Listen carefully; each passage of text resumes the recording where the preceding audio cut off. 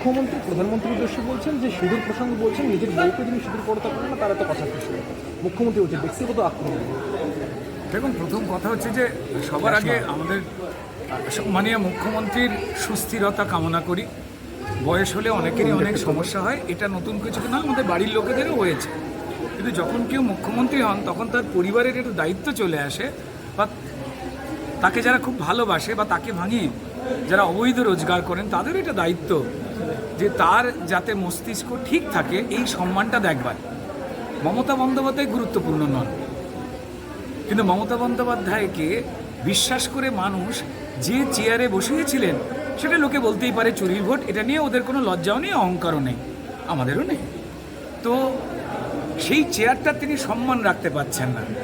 তো ফলত দেশের একজন প্রধানমন্ত্রীকে তিনি আক্রমণ করলেন অদ্ভুত রকম কথা বলে, যেটাতে যতটুকু মান সম্মান ওনার তলানিতেও পড়ে রয়েছে সেটাও কিন্তু অন্তত দু একজন যারা তৃণমূলকে হয়তো ভুল করেও ভোট দেয়, হয়তো তার ছেলে সিন্ডিকেটে চাকরি করে লাখ লাখ টাকা দিনে রোজগার করে, তাদেরও কিন্তু খারাপ লেগেছে।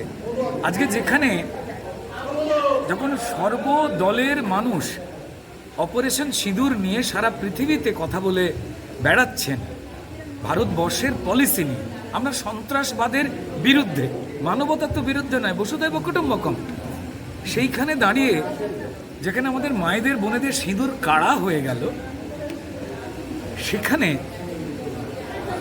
তার এই ধরনের মন্তব্য তার চেয়ারটাকে বড় অসম্মান করলো, এবং তিনি প্রমাণ করলেন যে তিনি হিন্দু মা বোনেদের সিঁদুরের পক্ষে নয়, তিনি হরগোবিন্দ দাস, চন্দন দাসদের স্ত্রীদের, মায়েদের সিঁদুরের পক্ষে নয়, সিঁদুর প্রতি তার সম্মানী, অথচ তার বাড়িতে আত্মীয় স্বজন দেখলাম সিঁদুর নিয়ে প্রশংসা করে বেড়াচ্ছে। এটা যেমন খুশি সাজর দল, গোয়াজু লাইট চলছে, কেউ মুখ্যমন্ত্রী সেজেছে, কেউ বিদেশ যাত্রী সেজেছে, এবার কাল দেখবেন কেউ পাগল সাজবে, তারপর কেউ জেলের কয়েদি সাজবে। এই তো দেখুন না, বোলপুরে এমন গরম পড়েছে, একজন গালাগাল কি করে দিতে পারে সেই নিয়ে প্রতিযোগিতা করছে। বাংলা মায়ের সুযোগ্য সন্তান স্যার শ্যামাপ্রসাদ মুখোপাধ্যায়ের বাবা স্যার আশুতোষ মুখোপাধ্যায় ছিলেন বাংলার বাঘ, কিন্তু মুখ্যমন্ত্রী বাংলার বাঘ বলেছে একজন ক্রিমিনাল যিনি জেল কেটেছেন কয়লা বালি গরু চুরি করে, এটা তার রুচি। তিনিও স্টেজে উঠে দু তিনবার দু অক্ষরের গালাগাল দিয়েছেন, যেগুলো আমাদের সচরাচর পাড়ার ছেলেরাও দু অক্ষরের ব দিয়ে গালাগাল, আপনি তো জানেন না, যারা আপনাদের পাড়ায় জানে জিজ্ঞেস করবে বলে দেবেন, তারা আবার জানতো না, মুখ্যমন্ত্রী থেকে শিখেছে। তো এই হেন মুখ্যমন্ত্রীর অনুপ্রেরণায় অনুব্রত বাবু যে গালমন্দ করছেন, সে মুখ্যমন্ত্রীর কথাবার্তা রুচি অনুযায়ী বেরিয়ে আসে, এ চরম দুর্ভাগ্যের। পশ্চিমবঙ্গ এখান থেকে নিষ্কৃতি পেতে চায়, এমনকি যারা তৃণমূলকে ভোট দিত ভুল করে বা ভয়তে, বা যাদের ভোট লুট হয়, তারাও কিন্তু এখান থেকে নিষ্কৃতি পেতে চেয়েছে 26-এ। নাহলে এই চরম অসভ্য কথা পুরো সমাজ শুনবে। আমার মনে হয় বাঙালি গরিব হতে পারে, কিন্তু কোথাও যেন একটা তার মানবিকতার প্রতি অহংকার রয়েছে। মুখ্যমন্ত্রী একদিকে যখন মহিলাদের পক্ষে বলছেন, তখনই সেই মা বোনদের একেবারে নাম করে গালিগালাজ করছে ফোনালাপে অনুব্রত মণ্ডল। এটা তো দেখুন, এটা গুরু শিষ্য পরম্পরা, অনুপ্রেরণায় অনুপ্রাণিত হয়েছেন, এই ধরনের কথাবার্তাগুলো বলছে। তো ফলত এটা তাদের দলেরই তো ব্যাপার।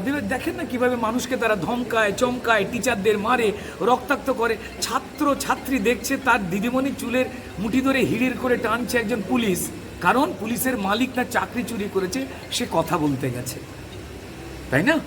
এই সভ্যতা তো সারা পৃথিবীতে কোথাও নেই। তো তাই তাদের বিদায় আসন্ন বুঝেই তাদের গরমে মাথা একটুখানি সমস্যা হয়েছে। আমি বলবো যে খাটনির পয়সায় ডাব কিনে চুরি করে নয়, তাতে পেট গরম হবে। পরিশ্রমের পয়সায় তৃণমূল যদি ডাব কিনে খায়, তাহলে বাঙালি সমাজ একটু সুস্থ থাকবে। হয়তো তারা চলে যাবে, কিন্তু আমাদের ছেলে মেয়েগুলো খিস্তি গালাগাল শিখবে না। হ্যাঁ, অনুব্রতবাবু তো টিউশন করছেন এসবে, মুখ্যমন্ত্রী অনুপ্রেরণা। মামলা দায়ের হচ্ছে তার বিরুদ্ধে? না, এইসব মামলা কিছুই নয়, ওকে তিহার জেলে আবার পুরে দিত, সেই জন্য সোফা টিভি লাগানো, মুখ্যমন্ত্রীর যে জেল যেখানে আরামে রেখে দেয় নিজের দলের ক্রিমিনালদের, ওখানে পাঠিয়ে দিচ্ছে যাতে তিহারে না আবার ফেরত নিয়ে নেয়। কেমন?